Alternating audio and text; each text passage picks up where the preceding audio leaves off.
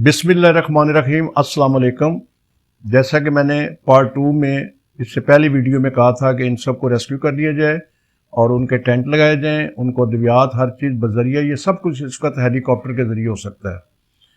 तो इस वक्त तमाम पाकिस्तान के इदारों से जिनके पास भी जो भी सियासी उहदेदार हैं सबसे हेलीकॉप्टर, मैं तो एक लफ्ज़ इस्तेमाल करूँगा, खुदारा उनसे छीन लिए जाएँ और इसको इस अल्लाह की मखलूक जो मुश्किल में है उसके लिए लगाए जाए। ये उसी के ज़रिए इस वक्त मसला हल होगा।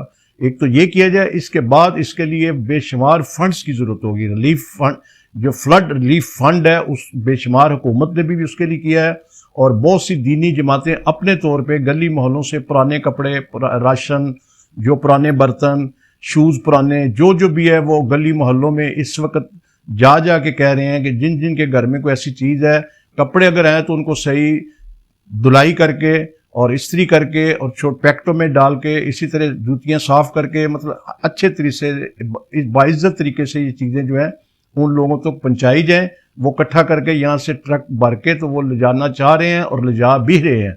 एक तो तरीका ये है। दूसरा तरीका ये है कि इसके लिए कैश की बड़ी ज़रूरत है। मैं एक बात कहूँगा कि इस वक्त मैंने जब एज ए टाउन नायब नाज़िम मैं काम कर रहा था, उस वक्त पाकिस्तान में ज़लज़ला आया था। उस वक्त ही मैंने चीज़ देखी थी, सबसे ज़रूरी चीज़ इस मौके पे टेंट होते हैं, वो भी ब्लैक होना शुरू हो गए। हम देखें हमारी हम लोग कब सही हो सकेंगे? हम अल्लाह के अज़ाब से नहीं बच सकते। जब ऐसी आफत आती है, कोई मसला होता है, तो हमारे ताजर भाई वो जो हम में से हैं वो इस पे मुनाफा लगाना शुरू कर देते हैं, बजाय उसको कोई रियायती रेटों पे दें।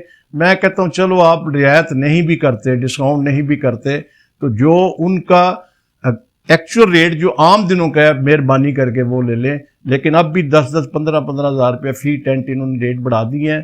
खैर ये तो अल्लाह को जवाब दें, हैं जो भी करेंगे अल्लाह को जवाब दें। और उनका सिर्फ ये एक बात अर्ज़ करना चाहूँगा, ये जो आप जितनी रकम इकट्ठी कर रहे हैं ये अपने बच्चों के लिए और घर बार के लिए अपनी इकट्ठी कर रहे हैं, लेकिन यकीन करें जब मैं भी अपनी कब्र में जाऊँगा तो मेरे से सिर्फ मेरा हिसाब पूछा जाएगा और कोई मुझे बचाने नहीं आएगा। मेरे चाहे 2 बेटे हैं या 10 बेटे हैं, मेरी बीवी मुझसे जितना भी प्यार करती है, कोई मुझे बचाने नहीं आएगा। ना मेरे माँ बाप आएंगे, ना बहन भाई आएंगे, मुझे अकेले ही जवाब देना है और सब कुछ मुझे अकेले ही भुगतना है। इसको मद्देनजर रख लें बराए मेहरबानी। ये अल्लाह ने आपको मौका दिया है नेकियां कमाने का, ये अल्लाह ने आपको मौकियाँ दी हैं जिससे बरकत पड़ेगी, आपकी दौलत में बरकत पड़ेगी, आपके घर बार में बरकत पड़ेगी। तो मेहरबानी करके ये रेटों पर दें। तो इसमें यह है कि ये तो एक तो इकट्ठा करने के लिए सब कुछ फंड चाहिए, पैसा चाहिए, उसके रिलीफ फंड्स हैं, जैसे मैंने कहा हुकूमत भी कर रही है, दीनी जमातें भी कर रही हैं। हाँ, इसके बाद बड़ी खुश आइंद बात है कि मैंने सुना है और मैं ये पहले भी अर्ज़ करना चाहता था कि पार्लियामेंट के जितने मेंबर हैं हमारे, सेनेट के, कौमी सूबाई असम्बलियाँ, सब अपनी एक महीने की तनख्वाह जो है इस फंड में दें। मैं तो कहूँगा एक साल की तनख्वाह दें। इनमें कोई गरीब आदमी नहीं है, ये सब माशाल्लाह बुरी बात नहीं है, ये सब जागीरदार हैं, सब बहुत बड़े ताजर हैं, बहुत बड़े ठेकेदार हैं।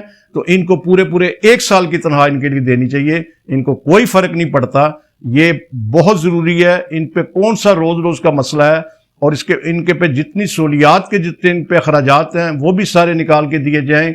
इसके अलावा डेवलपमेंट फंड जो इस वक्त अनाउंस भी किया जा रहा है और मैं कहता हूँ बहुत ज़रूरी है, उसके बाद गुजारा भी नहीं होगा, ये भी बहुत थोड़ा होगा। जितने सूबाई डेवलपमेंट फंड्स हैं और जितने कौमी जितने भी डेवलपमेंट फंड्स हैं, ये सारे इस वक्त इन मामलात पे खर्च होने चाहिए। और इसमें कोई फ़र्क नहीं, 1 साल तक अगर गली मोहल्लों में सड़कें या डेवलपमेंट या चीज़ें नहीं बनेंगी तो 1 साल का, ये हर साल के लिए डेवलपमेंट फंड हुकूमत के पास होता है। तो अगर 1 साल वो काम नहीं होगे तो इन भाइयों पे ये खर्च हो जाएंगे, उनके लिए काम हो जाएंगे। उनको भी सड़कें इस वक्त चाहिए, घर चाहिए, उनको खुराक चाहिए, अद्वियात चाहिए, उनको भी सब कुछ चाहिए। तो ये उस पर लग जाएं तो ये बहुत बेहतर है। तो ये एक मेरी तजवीज़ है। और उसके बाद ये है कि 17 से जो 22 ग्रेड तक लोग हैं उनकी भी एक महीने की तनख्वाह दें। जो 17 से 22 ग्रेड के लोग होते हैं उनको भी सहूलतों की कमी नहीं होती, उनको फ्री घर मिले होते हैं, उनको गाड़ियाँ मिली होती हैं, उनको हर महीने पेट्रोल मिलता है, उनको ड्राइवर मिलता है और बड़े आलीशान बंगले होते हैं, मुलाजम उनके पास होते हैं। तो अगर एक महीने की तनख्वाह वो दे देंगे, उन्होंने 3 दिन की तनख्वाह दी है, 3 दिन की कोई अहमियत नहीं है। और उसके अलावा माशाल्लाह वाज़ा मिन फज़ल रब्बी वो बहुत पैसा भी इकट्ठा कर लेते हैं। तो उनकी मेहरबानी है कि वो अपनी महीने की तनख्वाह दें और इसको साबित करें कि वो भी अपने भाइयों के साथ खड़े हुए हैं।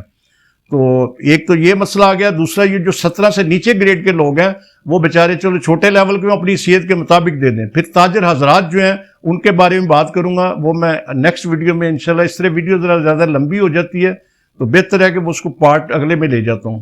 اللہ حافظ.